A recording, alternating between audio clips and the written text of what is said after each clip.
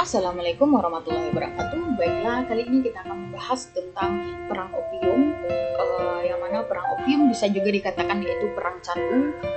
Opium atau candu ini bisa dikenal kalau saat ini perang opium ini atau candu ini bisa disebut juga sebagai sebuah barang ilegal atau barang tidak halal yang biasa kita kenal saat ini adalah narkoba saat ini.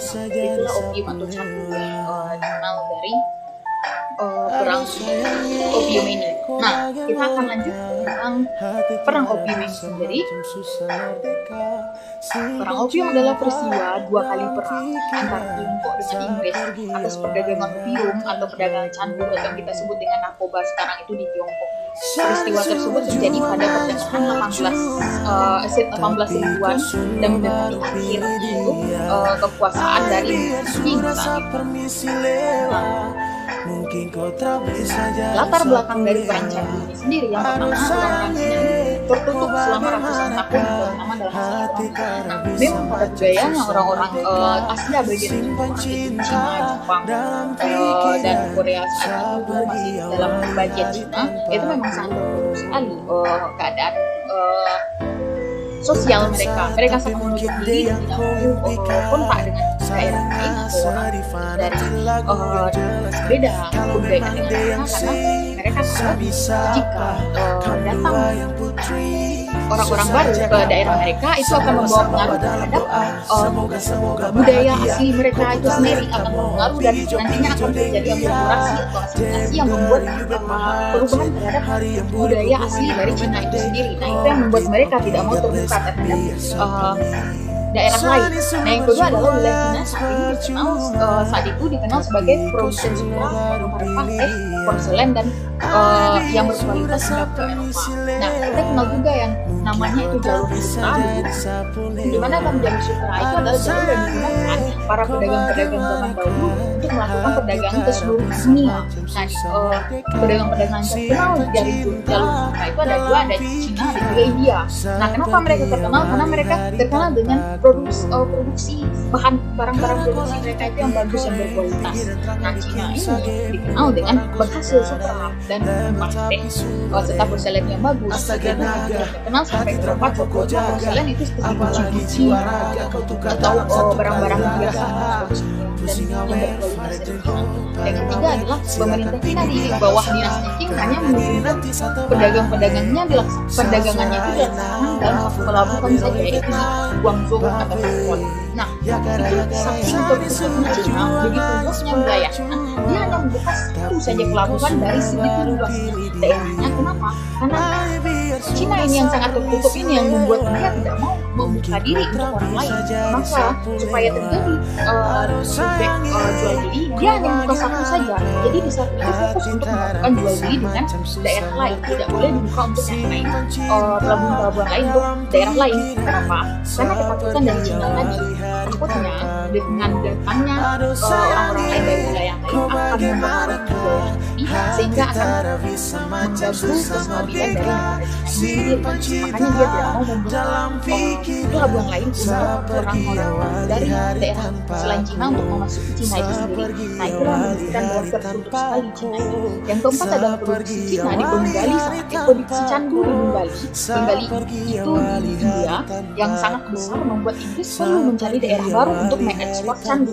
Nah, ini sama kayak sistem ekonomi, dimana sistem pasar, di mana barang ini sudah terlalu banyak, tetapi pasarnya tidak ada, di mana pembelinya tidak ada. Jadi candu ini sudah diproduksi semakin banyak, tetapi tidak ada yang membeli. Pasar terbatas, di mana dia menghasilkan begitu banyak candu, tetapi tidak ada yang membelinya. Itu akan membuat kerugian pada si penjual atau si pemproduksi. Nah, Inggris melihat ini adalah sesuatu yang akan merugikan bagi Inggris. Maka Inggris perlu mencari pasar baru, karena pasar yang ada di India saat ini sudah tidak mampu lagi untuk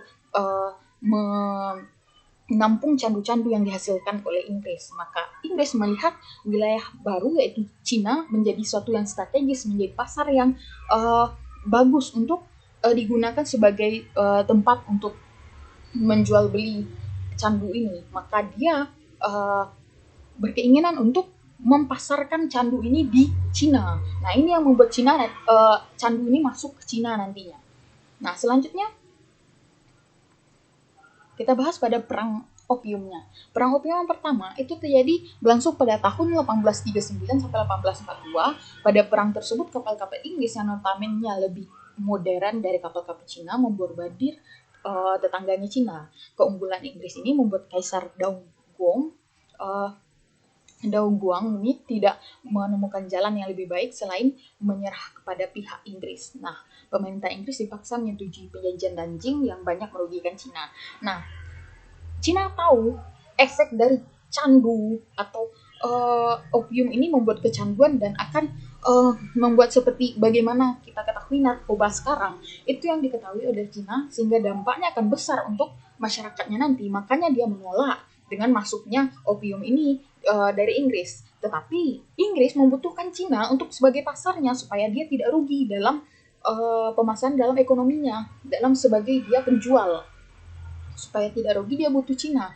Nah, Cina menolak keberadaan dari adanya candu ini sehingga terjadilah bentrok antara mereka berdua. Nah, keunggulannya Inggris ketimbang Cina, Inggris sudah lebih maju, lebih modern duluan daripada Cina. Terutama yang sudah dijelaskan tadi bahwa kapalnya, persenjataannya, militernya sudah lebih unggul daripada Inggris, sehingga Inggris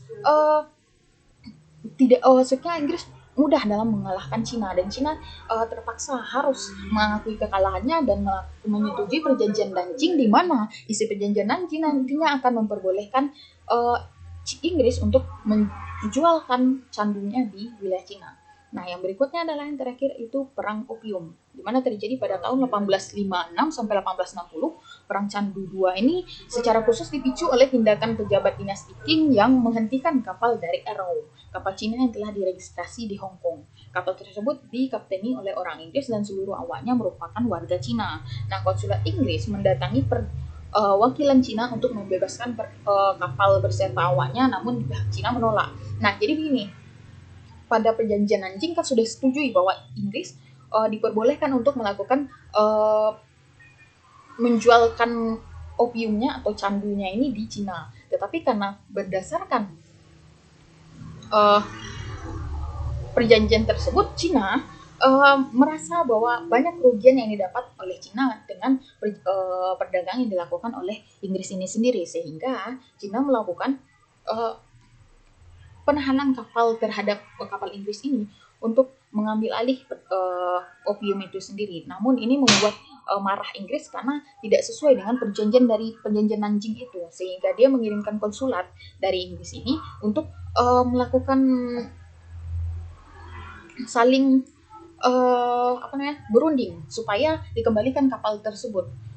Dia melakukan secara berunding dengan baik-baik tanpa perang. Tetapi karena tidak disetujui oleh Cina ini, tidak mau membebaskan kapal ini, maka barulah terjadilah perang akhirnya. Inggris akhirnya melakukan perlawanan kembali yang kedua, perang opium kedua kepada Cina, karena Cina tidak mau menyerahkan secara baik-baik kepada Inggris kapal yang sudah dia tahan itu. Nah, itulah kira-kira pembahasan tentang perang opium ini, dan terima kasih atas perhatiannya. Assalamualaikum warahmatullahi wabarakatuh.